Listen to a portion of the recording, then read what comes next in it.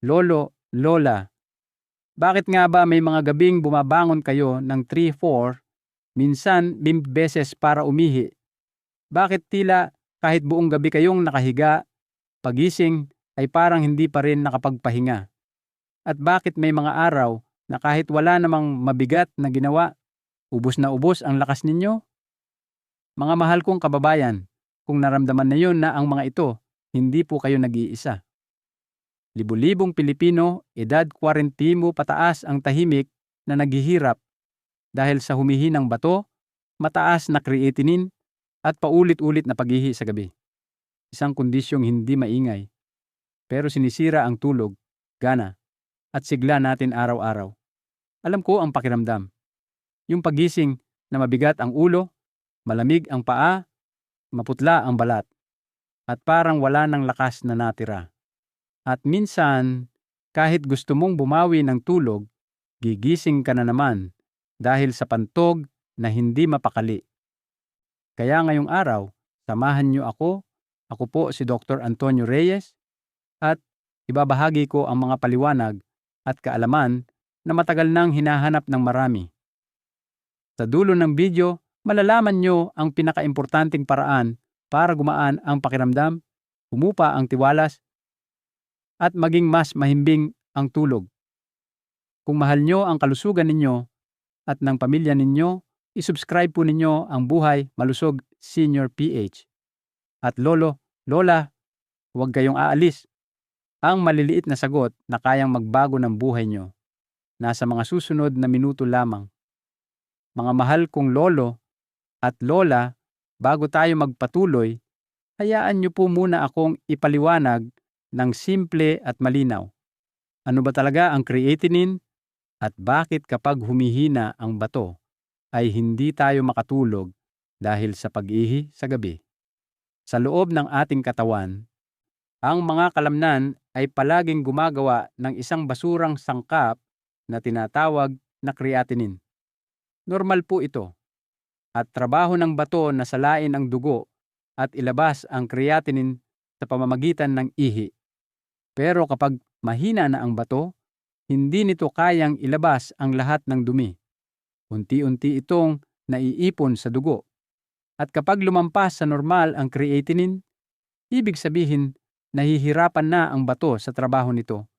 Kapag hindi nalalabas ang mga lason, nagsisimula tayong makaramdam ng matinding pagod kahit konting galaw lang, panlalambot ng tuhod at pananakit ng likod, kawalan ng gana kumain, pamumutla, at ang pinakaistorbo, madalas na pag-ihi sa gabi.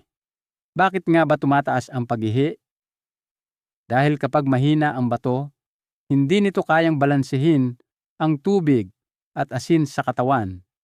Kaya sa gabi, biglang nagiging aktibo ang pantog at kahit kaunting ihi lang, gigising kayo ng maraming beses. At tandaan ninyo po, bawat beses na nagigising kayo, humihina lalo ang katawan. Kaya pag umaga, parang pagod na pagod kahit buong gabi namang nakahiga. Sa susunod na bahagi, ipapakita ko sa inyo ang mga gulay na kayang tumulong magpagaan ng trabaho ng bato at unti-unting makabawas sa creatinine. Saka na gulay na sumusuporta sa kalusugan ng bato. 1. Labanos, radish. Mga mahal kong lolo at lola, ang unang gulay na gusto kong ibahagi ay ang labanos. Simpleng gulay, mura, madaling lutuin, pero napakalaki ng naitutulong sa mga may mahinang bato. Ang labanos ay kilala bilang natural na diuretic, ibig sabihin tumutulong itong mailabas ang sobrang tubig at dumi sa katawan sa pamamagitan ng ihi. Kapag nabawasan ang naipong tubig, gumagaan ang pakiramdam, humuhupa ang kabag, at nababawasan ang pressure na nararamdaman ng bato bawat araw. Mayaman din ito sa vitamin C at antioxidants na tumutulong protektahan ang mga selula ng bato laban sa pinsalang dulot ng oxidative stress at pagtanda. Para sa may mataas na creatinine, hindi direktang nagpapababa ang labanos, ngunit ginagaan nito ang trabaho ng bato sa pag-alis ng dumi sa katawan. Pwede itong gawing juice, ilaga, ihalo sa sinigang o sa mga nilaga. Paalala lamang, malamig ang labanos, kaya huwag susobra lalo na kung madaling ginawin ang tiyan o mababa ang presyon. Kapag tama at regular ang paggamit, malaki ang tulong nito sa paghihi, pagtulog, at pangkalahatang ginhawa. 2. Kamote, sweet potato. Ang kamote ay isa sa pinakaabot kaya at pinakamakabuluhang pagkain para sa kalusugan ng bato.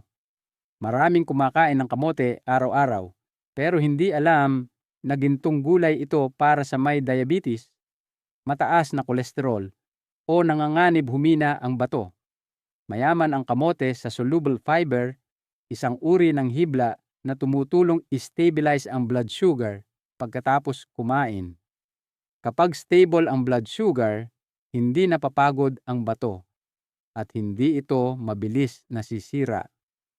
Nakabababa rin ito ng bad cholesterol kaya nakatutulong maiwasan ang pagbabara ng mga daluyan ng dugo, lalo na yung nagbibigay ng dugo sa bato.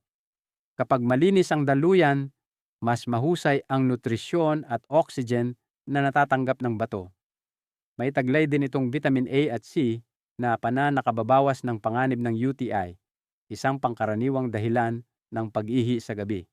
Paalala, hindi gamot ang kamote, ngunit pinatatatag nito ang katawan, dahilan para humupa ang mga sintomas. Pinakamainam itong kainin ng nilaga o steamed. Para sa mga may diabetes, maliit na bahagi lamang at iwasan kainin sa gabi. 3. Ugat ng lotus, lotus root. Ang ugat ng lotus ay matagal nang ginagamit sa tradisyonal na medisina. May pampalamig, masustansya, at napakahusay para sa mga may mahinang panunaw, mainit ang katawan, o madalas magising dahil sa pag-ihi sa gabi. Mayaman ito sa fiber at mahahalagang mineral gaya ng potassium, magnesium, copper, at iron. Ang mga ito ay tumutulong pagandahin ang daloy ng dugo. Kapag mahusay ang sirkulasyon, mas maraming oxygen at nutrition ang dumarating sa bato, kaya mas magaan ang trabaho nito. Nakakatulong din ang lotus root sa pagpuno ng dugo. Kapag maputla, mabilis mapagod o mahilo, madalas senyalis ito ng bahagyang anemia. Kapag mahina ang dugo, mahina rin ang bato. Kaya mahalaga ang lotus root sa pagpapatatag ng lakas. Dahil may katangian itong pampalamig, malaki ang tulong nito sa mga nakararanas ng nocturia dahil sa init ng katawan. Pwede itong gawing sabaw, salad, o dessert. Paalala lang, medyo mataas ang starch nito kaya mag-ingat ang mga may diabetes. 4. Carrot, karot. Ang karot ay isa sa pinakamura ngunit pinakamakapangyarihang gulay para sa kalusugan ng bato. Mataas ito sa beta-carotene, isang antioxidant na nagpoprotekta sa mga selula mula sa free radicals. Isang pangunahing dahilan ng paghina ng bato habang tumatanda. Tinutulungan din ng karot ang atay at naapdo, dalawang organong katuwang ng bato sa pag-detox.